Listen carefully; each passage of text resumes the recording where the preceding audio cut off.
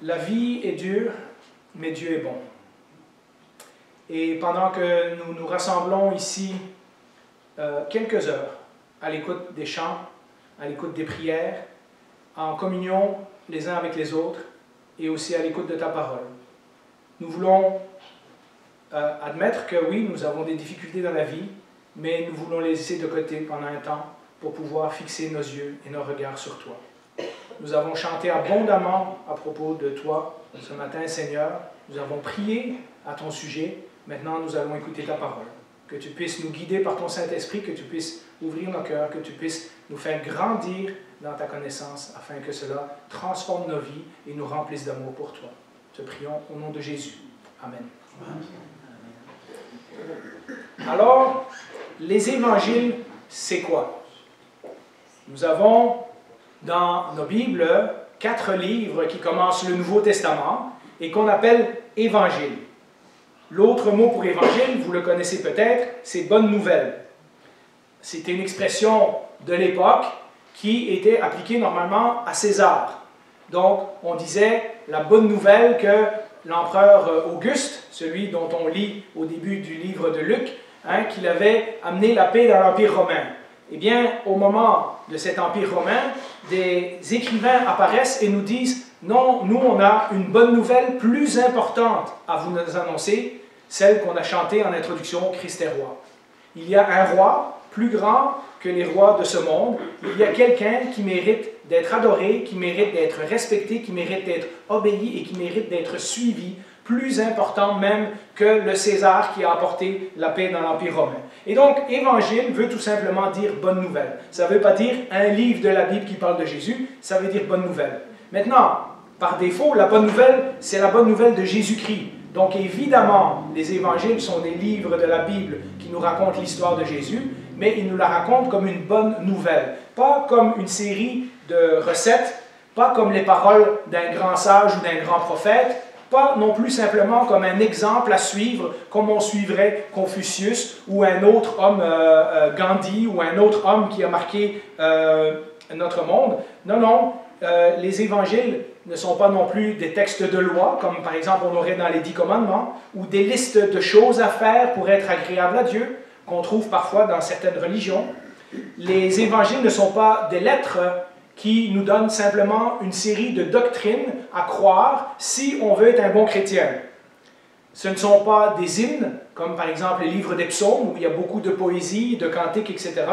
Ce ne sont pas non plus des livres de réflexion théologique, comme nous aurions si nous lisons Ecclésiaste ou Proverbes.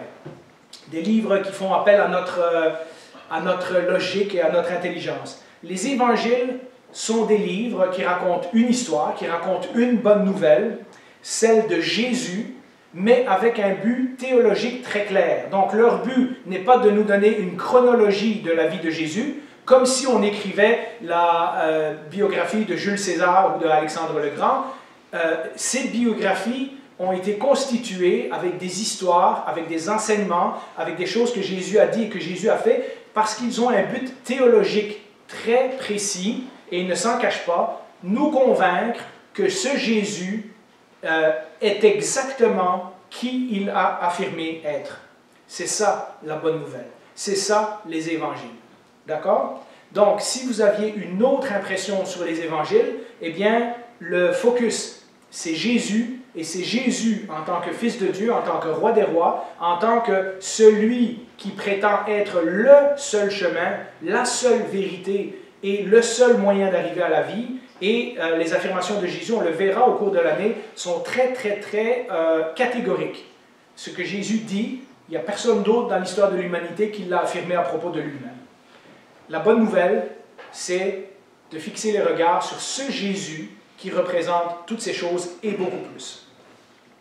Alors, on pourrait se dire, pourquoi les évangiles? Pourquoi 4 évangiles? Pourquoi on n'a pas fait un seul livre qui explique tout ce que Jésus a fait, et puis comme ça, on le saurait, et voilà, on aurait toute la bonne nouvelle résumée dans quelques chapitres. Pourquoi avoir 4 histoires de Jésus, qui parfois sont un peu différentes? Si vous avez lu les évangiles, vous allez remarquer qu'il y a des différences entre les évangiles, au lieu d'avoir une seule copie où tout serait harmonisé. Parfois, on dirait qu'on lit 3 fois la même histoire, mais parfois, on dirait qu'il y a des contradictions. Hein? Et ça n'aurait pas été plus facile de faire un seul récit, hein, que tout le monde se mette d'accord, et on fait un livre, et on dit, voilà, ça c'est l'histoire de Jésus. Eh bien, c'est l'apôtre Jean qui nous donne un début de réponse, et c'est en lisant cette réponse-là que je me suis rendu compte que j'avais été un petit peu trop sûr de moi. Hein? Jean 21, 25 nous dit ceci. Jésus a fait encore beaucoup d'autres choses. Donc Jean a écrit 21 chapitres, et à la fin, il arrive à cette conclusion. Si on les écrivait en détail, je ne pense pas que le monde entier pourrait contenir les livres qu'on écrirait. Et donc, ce qu'on a dans les évangiles, ce n'est pas une collection où on a l'impression que Jésus va à gauche, à droite, il fait quelques miracles, il fait quelques guérisons, et puis ce qui est important, c'est lorsqu'il est mort sur la croix, on va le voir au fur et à mesure de l'année, que Jésus a une raison très précise de faire toutes les choses qu'il fait. Les endroits où il va, les miracles qu'il fait, les paroles qu'il prononce. Jésus a un agenda et il va accomplir cet agenda à la lettre. Il a un plan et il va accomplir ce plan. Si Jésus, donc, est la personne extraordinaire qu'on dit qu'il était, alors on comprend qu'on ne peut pas raconter toute sa vie, même en utilisant 4 livres. Hein? 4 livres, ça ne serait même pas assez, nous dit Jean. C'est d'ailleurs ce qu'on fait lorsque, par exemple, on veut apprendre quelque chose sur un sujet, on compare plusieurs médias, ou on lit plusieurs livres sur un sujet. C'est encore comme ça qu'on apprend aujourd'hui. On fait des comparaisons, on regarde un point de vue, l'autre point de vue, etc. Hein? Puisque les journalistes racontent parfois la même histoire, mais avec un angle chacun un petit peu différent, en écoutant plusieurs fois la même nouvelle, ben, on se fait une image plus complète de l'événement. Ça nous donne un éclairage supplémentaire. Et même si la Bible est inspirée par le Saint-Esprit, 2 Timothée 3,16 nous dit que l'Écriture a été inspirée par le Saint-Esprit. Dieu a quand même choisi des auteurs humains, on va le voir, ils s'appellent Matthieu, Marc, Luc et Jean, avec leurs arrière-plans, avec leur éducation, avec leur personnalité, avec leurs préférences. Il a choisi ces personnalités et il en a choisi 4 pour écrire son histoire, de façon à ce que ces 4 personnes se complètent et nous donnent une image plus précise, plus complète de la vie de Jésus. Chacun en mettant l'emphase sur des choses particulières qu'on va voir au fur et à mesure de ce message et du prochain. Jésus, donc la première raison, c'est Jean qui nous dit d'abord, ça en prenait 4 livres, mais de toute façon on aurait pu en écrire 18, ça n'aurait jamais été assez pour tout raconter. Donc ces 4 livres ont été choisis par le Saint-Esprit pour faire partie de nos Bibles, parce que ce sont 4 personnes que Dieu a inspirées pour écrire la vie de Jésus, chacun avec un angle différent. La deuxième chose, vous serez peut-être surpris, mais vous le savez, hein, dans Matthieu, quand il dit va voir ton frère avec 2 ou 3 personnes, et s'il refuse de t'écouter, etc., eh bien, dans toute l'Antiquité et dans tout l'Ancien Testament, il est courant, lorsqu'on veut démontrer quelque chose, qu'il faut qu'il y ait au moins 2 ou 3 témoins. Et donc, c'est Jean de nouveau qui nous dit que plusieurs évangiles ont été écrits parce que ça prenait plusieurs témoins pour affirmer la vie de Jésus. Regardez ce que Jean nous dit dans le verset précédent de celui qu'on a lu tantôt, dans 21-24. C'est ce disciple, donc Jean en parlant de lui-même, qui rend témoignage de ces choses et qui les a écrites, et nous savons que son témoignage est vrai. Donc Jean affirme que ce qu'il dit, c'est la vérité. Dans l'Antiquité, donc, et encore aujourd'hui d'ailleurs, lorsqu'il y a un procès et lorsqu'on va en cours, on accepte la véracité d'un événement en comparant, si on a 3 ou 4 témoins qui disent avoir vu plus ou moins la même chose, mais ils vont chacun le raconter à leur façon, vous le savez, tout le monde ne parle pas le même langage, donc on décrit les événements un peu différemment, mais on parle du même événement. Eh bien, encore aujourd'hui, en cours, plus on a de témoins, plus le procès est facile. Parce qu'on peut voir dans chacune des histoires, même s'il y a des petites variations, que oui, l'idée générale, c'est ça, à peu près tout le monde a vu la même chose. Une des raisons que Jésus a choisi 12 disciples, et on va en parler dans quelques semaines, a choisi 12 disciples de façon particulière pour les suivre. Jésus avait beaucoup de disciples, mais il en a choisi 12 pour une tâche bien spéciale. C'est pour être des témoins de ce qui s'est passé. Nous lisons cela à plusieurs endroits dans le Nouveau Testament, mais je vous ai mis 2 versets. L'apôtre Pierre, dans 2 Pierre 1,16, nous dit « En effet, ce n'est pas en suivant des fables habilement conçues que nous vous avons fait connaître la puissante venue de notre Seigneur Jésus-Christ, mais c'est après avoir vu sa majesté de nos propres yeux. Donc Pierre, il dit, je ne vous raconte pas des histoires, ce que je vous raconte, je l'ai vu, je suis témoin de ces choses. 1 Jean 1,1 nous dit, ce qui était dès le commencement, ce que nous avons entendu, donc il n'y a pas que Jean, il y a d'autres apôtres qui l'ont entendu, ce que nous avons vu de nos yeux, ce que nous avons contemplé et que nos mains ont touché, concernant la parole de vie, nous vous l'annonçons. Et il y a plusieurs autres passages comme ça dans le Nouveau Testament.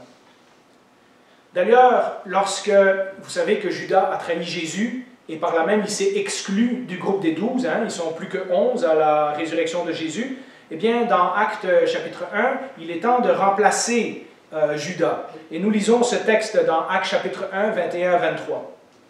Et c'est... les 11 sont réunis avec tout un groupe d'autres personnes et ils disent, il faut donc choisir un homme parmi ceux qui nous ont accompagnés tout le temps où le Seigneur Jésus a vécu avec nous. Donc le choix des apôtres est important, c'est quelqu'un qui a vu Jésus depuis le premier jour jusqu'à sa résurrection. Depuis le baptême de Jean jusqu'au jour où il a été enlevé du milieu de nous. Il nous sera associé comme quoi? Comme témoin de sa résurrection. Ils en présentèrent 2, ça veut dire qu'il y en avait plusieurs, et il y en a 2 qui ont retenu leur attention. Ils en présentèrent 2, Joseph appelé Barsabas, surnommé Justus, et Matthias. Et c'est Matthias qui va être choisi. Et donc nous savons qu'à part les 11, il y a une autre série de gens qui ont vu Jésus depuis le baptême de Jean-Baptiste jusqu'à sa résurrection. Et donc il y a plusieurs autres témoins, mais il y en a 12 qui ont été choisis pour une tâche spéciale. On en parlera lorsqu'on arrivera au choix des 12 disciples par Jésus. Un procès, comme je l'ai dit, avec plusieurs témoins, permet de corroborer les faits. Tous les évangiles, malgré les petites variations qui peuvent exister en premier abord, et vous allez comprendre au fur et à mesure qu'on avance dans les évangiles, que les évangiles ne sont pas contradictoires, mais qui sont complémentaires. Il y a moyen d'harmoniser tout ça pour faire une seule histoire. Tous les évangiles affirment au moins sans ambiguïté plusieurs choses, dont le fait que Jésus est mort et que Jésus est ressuscité. Ça, c'est les 2 choses les plus importantes. Tout le message du Nouveau Testament va être basé sur la mort et la résurrection de Jésus. C'est l'événement sur lequel le christianisme tient ou s'écroule. Si Paul dit dans 1 Corinthiens 15, si la résurrection n'est pas vraie, alors tout le reste de notre foi est vain. Parce que Jésus a dit qu'il allait ressusciter. S'il est vraiment ressuscité et qu'il y a des témoins qui l'ont vu vivant, et on en parlera à Pâques, alors le message de Jésus est vrai. S'il a dit vrai sur quelque chose d'aussi extraordinaire que revenir à la vie après être mort, alors on peut être sûr que tout ce qu'il a dit, le reste, c'est vrai également. Et donc, voilà pourquoi Jésus s'est choisi des apôtres, des gens particuliers qui vont être les témoins de sa résurrection. Quand on lit, je lis beaucoup de livres de théologie, il y a un nombre de livres qui ont été écrits sur ce sujet. Mais vous savez, quand on lit parfois, même des fois, des choses qui ont été écrites par des athées, par des gens qui ne sont pas chrétiens, qui n'ont aucun intérêt à défendre le christianisme, et ils reconnaissent que lorsqu'on met les 4 évangiles ensemble, et qu'on regarde le témoignage des apôtres, et le livre des Actes aussi, on se rend compte que dans une cour, s'il y avait un procès, eh bien ces affirmations-là, ces témoins-là sont suffisants pour que le cas soit accepté comme valable. Donc, il y a plusieurs gens qui ont écrit des livres en disant « c'est vrai que les témoins qu'on voit dans les 4 évangiles, par exemple, et dans le livre des Actes, ils sont difficiles à contredire, et aujourd'hui, si on devait faire un procès avec ça, eh bien, il y a des chances qu'ils gagneraient le procès. » Et donc, on voit que ce sont des preuves suffisantes qu'il nous présente. Au contraire, imaginez qu'est-ce qui s'était passé si on avait eu 4 évangiles identiques. Vous savez que des fois, lorsqu'on va en cours et que tu as 3-4 personnes qui racontent exactement la même histoire, il y a bien des chances qu'ils se sont concertés avant pour raconter la même histoire. Et donc, souvent, le juge va rejeter ce témoignage-là parce qu'il va dire il y a trop de similitudes et c'est sûr qu'ils se sont parlé avant de venir nous voir. La première raison, c'est que 4 évangiles, ce n'est pas trop peu pour avoir tous les témoignages sur la vie de Jésus. Deuxièmement, c'est que les évangélistes sont comme des témoins, donc plus on a de témoins, mieux c'est. Et la troisième raison, on la trouve en lisant les récits, parce que les miracles et les paroles de Jésus ont été choisis par chacun des évangélistes pour un but bien précis. Et c'est de nouveau Jean qui nous l'explique. Jean dit à la fin de son évangile, au chapitre 20, versets 30 à 31, quelque chose de similaire à ce qu'on a lu tantôt. Jésus a accompli encore, en présence de ses disciples, donc témoins, beaucoup d'autres signes qui ne sont pas décrits dans ce livre. Donc Jean admet qu'il n'a pas tout inclus dans son livre. Mais ceux-ci ont été décrits afin que vous croyiez que Jésus est le Messie. Donc il dit, j'ai choisi ces histoires et ces événements-là pour un but bien précis, afin que vous croyiez que Jésus est le Messie, le Fils de Dieu, et qu'en croyant, vous ayez la vie en son nom. Donc les évangélistes ne se cachent pas de dire, on a retenu certains événements qui sont importants pour nous, et chacun a retenu différents événements, mais le but, c'est de vous convaincre que Jésus est qui il est, qu'il a affirmé. Nous avons donc 4 récits, 4 témoins différents qui ont écrit dans des contextes, à des auditoires et à des époques différentes, qui ont décidé d'inclure parfois les mêmes événements. C'est pour ça que certaines histoires se retrouvent dans les 4 évangiles. La plus évidente, évidemment, c'est toute la semaine où Jésus s'est fait arrêter, crucifié et ressuscité, parce que, comme on l'a dit tantôt, c'est le centre de l'évangile, c'est le centre de la bonne nouvelle. Donc, les 4 évangiles consacrent presque la moitié de leur chapitre à cet événement-là.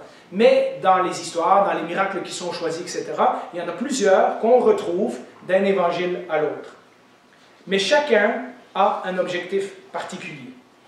Alors aujourd'hui, comme le temps avance, j'aimerais vous parler de Matthieu et de Marc, et pour la prochaine fois, on va garder Luc et Jean. Alors on a Matthieu. Matthieu, vous savez, c'est celui qui est collecteur de taxes, et on sait, lisant l'évangile de Luc, que les collecteurs de taxes sont très mal vus à cette époque-là, puisqu'en effet, ils ramassent des taxes pour les Romains, qui sont donc l'envahisseur. Et donc, Matthieu, bien qu'il a un rôle dans la société qui n'est pas bien vu par les gens de son époque, va être un des disciples choisis par Jésus, un des 12, et il va écrire, quelques années après la mort et la résurrection de Jésus, un livre. Matthieu étant un collecteur de taxes, il doit savoir écrire.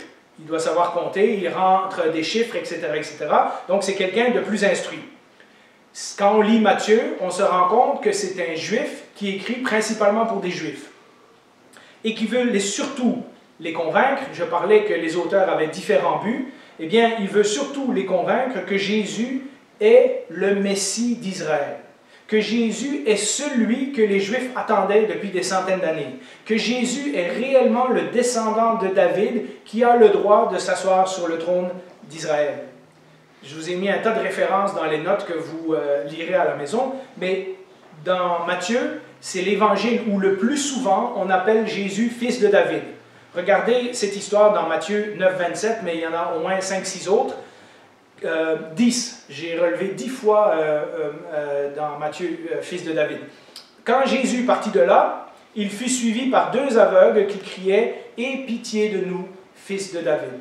Alors vous comprenez, pour Matthieu, ces événements-là, parce que Jésus en a fait beaucoup d'autres, mais le fait que certaines personnes l'appelaient fils de David, pour Matthieu c'est important, parce que c'est un juif qui écrit pour des juifs, et il veut les convaincre que d'autres personnes que lui ont remarqué que Jésus avait toute la définition de quelqu'un qui était le véritable descendant de David. C'est aussi Matthieu qui utilise les généalogies. Vous savez, j'ai prêché plusieurs Noëls de suite sur les généalogies dans Matthieu chapitre 1 pour voir qu'est-ce qu'on pouvait en retirer. C'est Matthieu qui utilise toutes les promesses de l'Ancien Testament en abondance. On les voit dans ces 2 premiers chapitres, il y a déjà 5 références que Jésus, ceci est arrivé pour accomplir ce que le prophète un tel ou un tel avait dit. Donc on voit ça tout le temps dans Matthieu.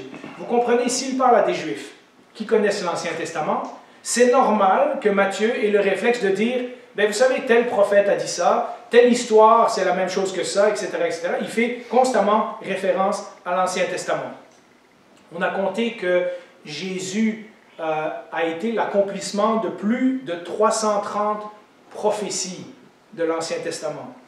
Comme Matthieu écrit pour des Juifs, c'est normal qu'il ait eu recours à des prophéties. C'est normal qu'il a retenu ça plutôt que d'autres choses que Jésus a faites. C'est aussi, comme il écrit à des Juifs, c'est dans le livre de Matthieu qu'il y a le plus de controverses et de chicanes entre Jésus et les chefs religieux. C'est dans Matthieu chapitre 23, par exemple, il y a tout un chapitre où Jésus prononce des malédictions contre les maîtres de la loi. Et donc, pour quelqu'un qui n'était pas juif, ça ne les aurait peut-être pas intéressés. Mais pour quelqu'un qui est juif, Matthieu veut démontrer que Jésus est en conflit avec les gens qui sont en charge de la religion d'Israël à cette époque-là. Matthieu utilise aussi beaucoup de références, des mots de l'Ancien Testament que nous, vous savez, dans les Épîtres, parfois Paul va faire ça aussi, il va parler de rédemption et de substitution. Eh bien, Matthieu utilise beaucoup de mots comme ça qui nous obligent à aller refouiller dans Exode, Lévitique, Deutéronome, qu'est-ce que ça veut dire, etc., etc. Donc, si on n'est pas juif ou si on ne connaît pas bien son Ancien Testament, c'est des choses qu'on ne va pas bien comprendre en lisant Matthieu. Donc, en lisant Matthieu, on est obligé de bien connaître son Ancien Testament. Matthieu aussi, ce qui est fascinant, a structuré son évangile, pas de façon chronologique, mais il a mis 5 grands discours qui groupent tout son livre. Et entre les discours, il intercale des périodes d'activité et des périodes de miracles. C'est facile à retrouver, de nouveau, vous l'aurez dans vos notes. Chacune de ces sections finit avec la phrase « Quand Jésus eut achevé ses discours ». Et voilà, il partit là, où il fit ceci, où il fit cela. Et donc, on a 5 sections comme ça. Ça ne vous rappelle rien, 5 sections? Les livres de Moïse, les 5 livres du Pentateuque. Et puisque j'ai enseigné il n'y a pas longtemps mon cours de psaumes à l'école biblique, eh bien, les psaumes sont aussi divisés en 5 sections. Et donc, Matthieu a voulu suivre une tradition qui était déjà courante dans la Bible de l'Ancien Testament, de diviser son livre en 5 sections pour bien montrer que ce qu'il est en train de dire, c'est la même chose que ce que Dieu a dit dans l'Ancien Testament. Jusque maintenant, avec la venue de Jésus, ces choses sont devenues beaucoup plus claires. Alors Matthieu va parler beaucoup de la loi, il va parler énormément, il va faire des comparaisons entre Jésus et Moïse, la multiplication des pains, Jésus qui est le pain de vie, alors que Moïse nous a donné la manne dans le désert, et toi, qu'est-ce que tu nous donnes, etc. Il y a plein comme ça de références à Moïse, parce que, évidemment, le public de Matthieu, c'est un public judaïsant. Le sermon sur la montagne, par exemple, est trop court si on le lit, si on lit les 3 chapitres. On voit, ça nous prend à peu près 15-20 minutes. Mais ça nous dit dans le texte que Jésus a passé toute la journée à enseigner. Fait que c'est sûr que le sermon sur la montagne, il est trop court pour que Jésus ait dit tout ça, puis qu'après ça ait pris toute une journée. Donc Matthieu, dans le sermon sur la montagne, a regroupé des enseignements que Jésus a dit à différentes époques, qu'il a probablement répété plusieurs fois, puisque nous voyons dans les évangiles que Jésus dit « Vous vous rappelez, je vous ai dit ceci, rappelez-vous ce que je vous disais quand j'étais encore avec vous, etc. » Donc, Jésus a certainement répété ces choses-là plusieurs fois. Et Matthieu les groupe dans le sermon sur la montagne, puisqu'il veut faire 5 grands discours de Jésus, entourés avec des miracles et des événements. Et donc, ça, c'est la structure du livre de Matthieu. Le Notre Père, par exemple, dans le livre de Matthieu, se trouve dans le sermon sur la montagne. Or, quand on lit le livre de Luc, on se rend compte que Jésus a dit le Notre Père à ses disciples beaucoup plus tard. De nombreux chapitres plus tard. Et donc Matthieu a voulu regrouper dans un seul discours, parce que certainement Jésus avait l'habitude d'enseigner de cette façon-là, et comme c'est parfois impossible de se rappeler de tout un discours à la lettre de A à Z, Matthieu a regroupé dans le sermon sur la montagne toutes les choses qu'il pensait qui étaient intéressantes pour le point qu'il essaye de faire là. Alors, quelques autres petits détails. Les disciples, dans le livre de Matthieu, sont vus de manière assez positive. On verra que ce n'est pas le cas dans le livre de Marc. Et c'est Matthieu qui donne le plus de place à l'apôtre Pierre. Lorsqu'on lit la plupart des places où l'apôtre Pierre paraît bien, c'est dans le livre de Matthieu. Alors, vous savez, Jésus avait choisi l'apôtre Pierre pour être le leader des 12, celui qui serait le berger des autres. Eh bien, on comprend que Matthieu montre un certain respect envers Pierre en lui accordant une bonne place. Mais, à l'inverse, ce sont les chefs religieux qui sont présentés de la façon la plus négative dans le livre de Matthieu. Alors, cela m'a amené à vouloir faire une petite leçon pour aujourd'hui que j'ai intitulée Matthieu aujourd'hui, ou comment on lit Matthieu aujourd'hui. Eh bien, nous, lecteurs modernes, on est souvent dérangés par le portrait très négatif et le langage très fort que Jésus utilise dans le livre de Matthieu, notamment contre les chefs religieux. Vous remarquerez que dans le livre de Matthieu, Jésus est beaucoup plus direct et beaucoup plus confrontatif que dans les autres évangiles. À certaines époques d'ailleurs, on a même utilisé l'évangile de Matthieu et cela, c'était aussi un des péchés de l'Église pour justifier l'antisémitisme. Parce qu'en lisant Matthieu, on a parfois l'impression que Matthieu met la faute sur tout le peuple juif comme s'ils étaient responsables en entier de la mort de Jésus. Or, ce n'est pas tout le peuple juif qui est décrit négativement dans l'évangile de Matthieu, puisqu'on va voir que, tout comme dans les autres évangiles, Jésus sauve des gens, Jésus pardonne, Jésus guérit, etc., etc. Ceux qui sont présentés négativement dans les livres de Matthieu, ce sont les dirigeants du peuple, les scribes, les pharisiens, les sadducéens, les chefs de la loi, etc., etc. D'ailleurs, ça n'aurait même pas de sens que Matthieu soit anti-juif, puisque tous les premiers chrétiens étaient des juifs. On pense que Matthieu a écrit cette lettre lorsqu'il était à l'église d'Antioche, puis vous vous rappelez, Antioche était là où Paul et Barnabas étaient, etc. C'était une église qui était tout près du pays d'Israël. Il y avait plein de juifs, tous les premiers apôtres, tous les premiers disciples, tous ceux qui étaient là à la Pentecôte, c'était tous des juifs qui étaient venus à Jérusalem. Et donc l'église était composée principalement de juifs. Donc, ce que Matthieu nous montre, ce n'est pas le problème du peuple juif, c'est le problème des autorités juives vis-à-vis de Jésus. L'évangile de Matthieu nous montre qu'il y a un débat interne au temps de Jésus parmi les Juifs entre ceux qui croient que Jésus est le Messie et qui acceptent de le suivre et ceux qui le rejettent. C'est ce qu'on a parlé, par exemple, à Noël.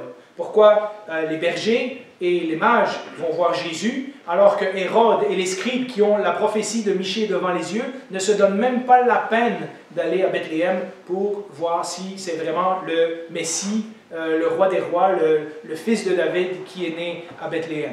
Et donc on voit dans les livres de Matthieu, dès le début, qu'il y a au sein de la religion d'Israël, il y a ceux qui vont accepter que oui, Jésus est leur Messie, et il y a ceux qui vont rejeter que Jésus est venu pour eux. Et donc, c'est ce qu'on voit dans le livre de Matthieu. Toute l'histoire de l'Ancien Testament, en fait, si on lit tout l'Ancien Testament et qu'on commence, et je pense qu'on a bien fait de mettre Matthieu en premier livre du Nouveau Testament, puisque ça commence, vous vous rappelez, Jésus, fils de David, fils d'Abraham. Donc Matthieu fait tout de suite, dès les premières pages du Nouveau Testament, le lien avec tout l'Ancien Testament. Ce que Matthieu nous montre clairement, c'est que toute l'histoire de l'Ancien Testament culmine dans Jésus. Jésus, le plan que Dieu a commencé dans Genèse pour sauver le monde, est finalisé dans la personne de Jésus. Les prophéties que Dieu a données à de nombreuses reprises dans l'Ancien Testament sont accomplies dans la personne de Jésus. Le salut du monde est réalisé dans la personne de Jésus. Donc, tout l'évangile de Matthieu pointe à Jésus comme le centre de l'histoire. Mais vous savez, on n'a pas besoin d'être juif. Si Jésus est vraiment le Messie, si vraiment Jésus est l'accomplissement du plan rédempteur de Dieu, si Jésus est vraiment l'accomplissement de toutes ces promesses de l'Ancien Testament, dont Matthieu en cite plusieurs, si Jésus est véritablement celui qu'il dit qu'il est, selon le livre de Matthieu, si Jésus est véritablement le vrai Messie, alors ceux qui croient en lui, encore aujourd'hui, juifs ou non, sont le véritable peuple de Dieu. Ce n'est pas parce que vous habitez en Israël et que vous vous appelez un Israélite et que vous êtes circoncis que vous faites partie du peuple de Dieu. C'est en croyant que Jésus est votre Messie, que Jésus est l'envoyé de Dieu. Le plan de Dieu pour le salut du monde, nous dit l'évangile de Matthieu, ne se fera plus en passant par les synagogues et le temple, mais par l'Église. C'est d'ailleurs Matthieu qui finit, Matthieu qui est le plus juif des évangiles, finit avec le commandement de Jésus d'aller porter la bonne nouvelle où? À toutes les nations. Matthieu 28, versets 19 et 20. Allez donc, faites de toutes les nations ou dans toutes les nations des disciples. Baptisez-les au nom du Père, du Fils et du Saint-Esprit et enseignez-leur à mettre en pratique tout ce que je vous ai prescrit. Et moi, je suis avec vous tous les jours jusqu'à la fin du monde. On lira dans le livre des Actes que Jésus a également dit à ses disciples, vous allez commencer par être mes témoins à Jérusalem, et puis dans la Judée, puis dans la Samarie, dans la Galilée, et puis jusqu'aux extrémités de la terre. Et donc le message de Jésus dans Matthieu, bien que Matthieu est très juif, le message de Matthieu ne s'arrête pas aux Juifs, mais il se lance et il s'ouvre à toutes les nations. Si Jésus est réellement le Messie, comme nous le décrit Matthieu, si Jésus est véritablement celui qui a été envoyé par Dieu, alors vous savez, les questions de Matthieu, qu'il adressait à son auditoire juif, sont encore les questions les plus importantes aujourd'hui. Quel est le plan de Dieu pour ce monde? Quel est le plan de Dieu pour moi? Que doivent faire les gens pour être sauvés? Que dois-je faire pour être sauvé? Qu'est-ce qui caractérise un véritable disciple de Christ? Et c'est à ces questions que Matthieu répond. Alors on a l'évangile de Marc, c'est peut-être le plus chronologique d'entre eux. Donc si vous voulez avoir une idée précise de quand les événements, dans quel ordre la vie de Jésus s'est déroulée, l'évangile de Marc, c'est le bon évangile pour faire référence. Marc, c'est le cousin de Barnabas, il en parle dans Colossiens 4:10.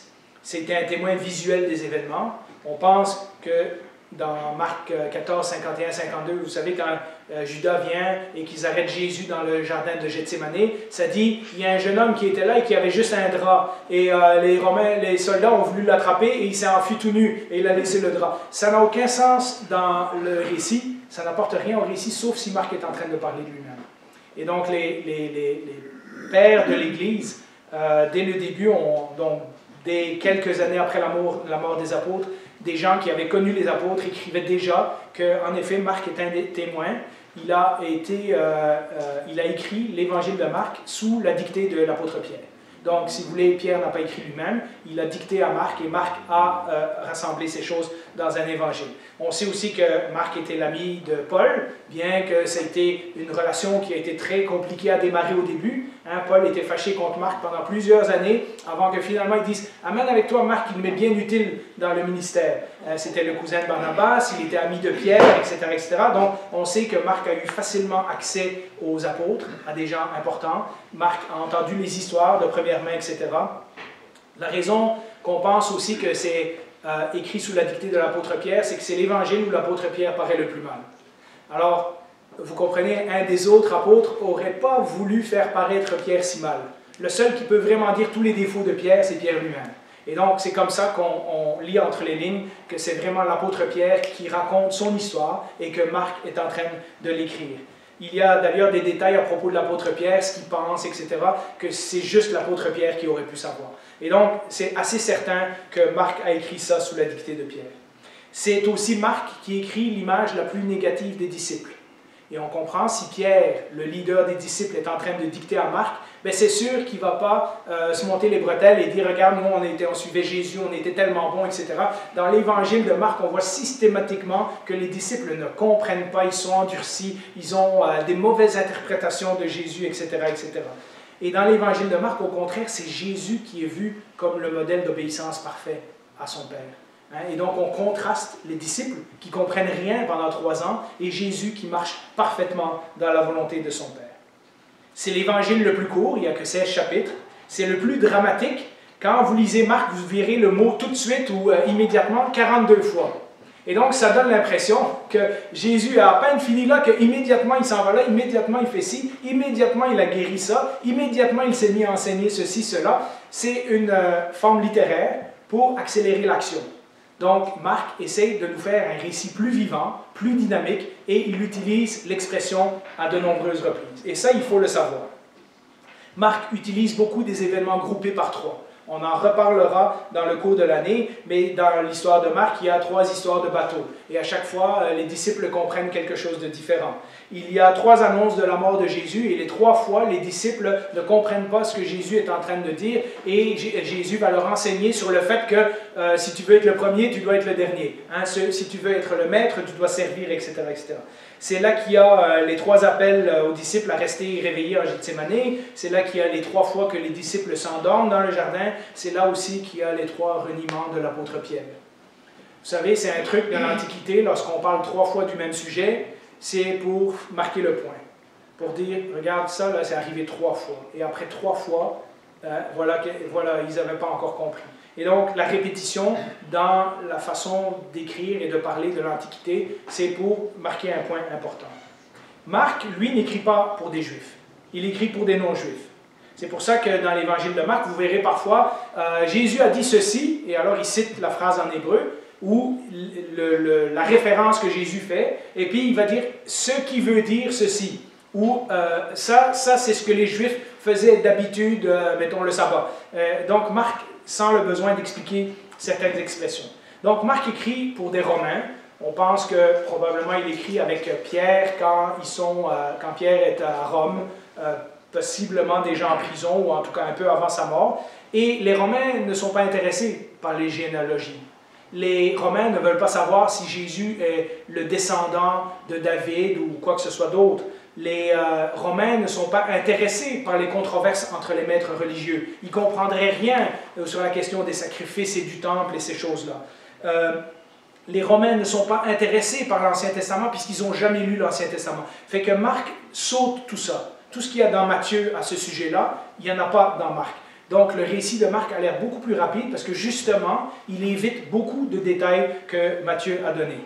Mais ce qui impressionnait les gens, surtout les non-juifs à cette époque-là, c'était les miracles, le pouvoir, l'autorité. Vous savez que tout l'Empire romain est basé sur la question du pouvoir. Hein? On est les plus grands, on est les plus forts, on est les plus beaux, on domine le monde, et grâce à nous, tout le monde va bien.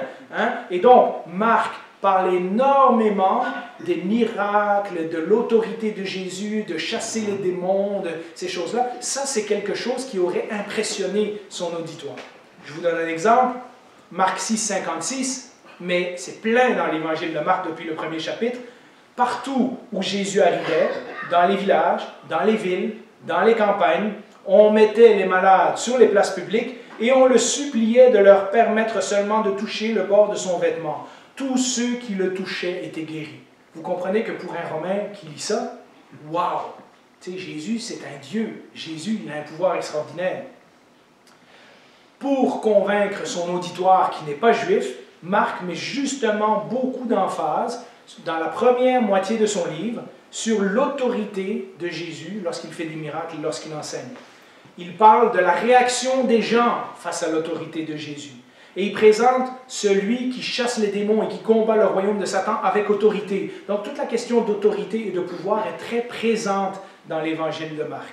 Il est aussi intéressé à montrer que malgré que Jésus a cette autorité, Jésus, le Fils de Dieu, est aussi le serviteur souffrant, qui est venu donner sa vie pour les péchés du monde. Sa souffrance et son sacrifice sont un modèle à suivre pour ceux qui veulent être vraiment ses disciples. C'est ce qu'on voit dans Marc, c'est Jésus, le serviteur souffrant. C'est ce qu'on voit le plus. Marc 10, 45, vous connaissez ce verset. En effet, le Fils de l'homme est venu non pour être servi, mais pour servir et donner sa vie en rançon pour beaucoup. Voyez-vous, je vous ai dit tantôt que dans la première moitié de l'évangile de Marc, il parle beaucoup des miracles, de l'autorité, du pouvoir de Jésus, mais à la moitié de son livre, il va faire un tournant où il va parler que oui, cet homme qui a tout pouvoir et toute autorité va également accepter de s'humilier et de souffrir pour nos péchés. Et cet changement arrive à partir de Marc chapitre 8, versets 27 à 31. C'est le moment où Pierre fait sa confession. Vous vous rappelez, c'est cet épisode où Jésus dit « Qui est-ce que les gens disent que je suis ?» Je pense que Stéphane a prêché là-dessus il y a quelques années. « Et vous, qui dites-vous que je suis ?» Et là, à partir du 27, on lit ceci, à partir du verset 29. « Et d'après vous, qui suis-je » leur demanda-t-il. Et Pierre lui répondit « Tu es le Messie. » Regardez la suite. Jésus leur recommanda sévèrement de n'en parler à personne. Alors il commença à leur enseigner, à partir de ce moment-là seulement, qu'il fallait que le Fils de l'homme souffrit beaucoup, qu'il soit rejeté par les anciens, par les chefs des prêtres et par les spécialistes de la loi, qu'il soit mis à mort et qu'il ressuscite 3 jours après. La suite de ce récit, c'est le moment où Pierre n'a rien compris et qui dit Non, non, non, non, non, tu n'iras pas à la croix. Over my dead body. Et Jésus lui dit, arrière de moi Satan, parce que ton plan, ce n'est pas le plan de Dieu. Hein? Et donc, vous voyez, même les disciples ne comprennent pas que Jésus doit souffrir. Et pour quelqu'un qui est en train de lire l'évangile de Marc, c'est ça qui est frappant. Il commence en lisant toutes ces histoires de démons, de guérison, d'autorité, etc. Et puis tout à coup, Jésus change. Jésus devient le serviteur souffrant. Cet homme qui a tout pouvoir va accepter de s'humilier jusqu'à la mort de la croix. À partir de la seconde moitié du livre de Marc, vous le verrez, à partir du chapitre 9, Jésus enseigne régulièrement qu'il doit souffrir et ses disciples ne comprennent pas. Il va mettre l'emphase sur les souffrances et le sacrifice de Christ. Celui que Marc a présenté comme le Messie tout-puissant surprend tout le monde en acceptant d'être humilié et de souffrir pour les péchés de son peuple. Alors, si on devait lire Marc aujourd'hui, qu'est-ce que ça impliquerait pour nous? Eh bien, l'évangile de Marc, si je peux le résumer en un paragraphe, est un rappel que le but de notre vie chrétienne n'est pas de trouver la sécurité, le bonheur, l'accomplissement de nos rêves, l'estime de soi. Ceux qui cherchent le pouvoir, le prestige, le succès, la richesse, ne trouveront rien de cela en suivant Jésus, en lisant l'évangile de Marc. Au contraire, la vie des disciples, et on le voit clairement dans l'évangile de Marc, consiste à prendre un engagement radical de porter sa croix et de suivre Jésus. Pour être le premier, nous dit Marc, nous devons être le dernier. Pour être un leader, il nous faudra être le serviteur de tous. Pour réellement vivre, il nous faudra mourir à nous-mêmes. Marc nous invite à comprendre que la mort de Jésus, qui est en apparence le plus gros échec, hein, pour un Romain, vous comprenez, cet homme qui a toute l'autorité accepte de se faire humilier et crucifier comme ça sur une croix, ça n'a pas de sens. Ce qui, à premier abord, pourrait paraître comme le plus gros échec de la vie de Jésus est en réalité la victoire qui a des répercussions sur l'éternité.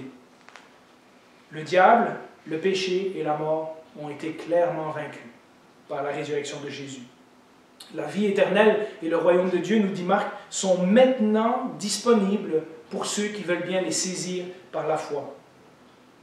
Alors, ma conclusion pour aujourd'hui, c'est que notre réponse ne soit pas « Waouh, c'est des belles histoires.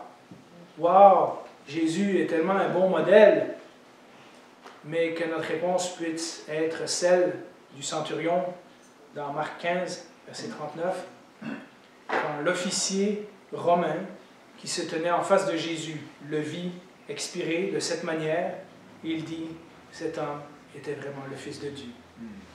Alors si vous lisez Marc, j'espère que ce sera votre conclusion.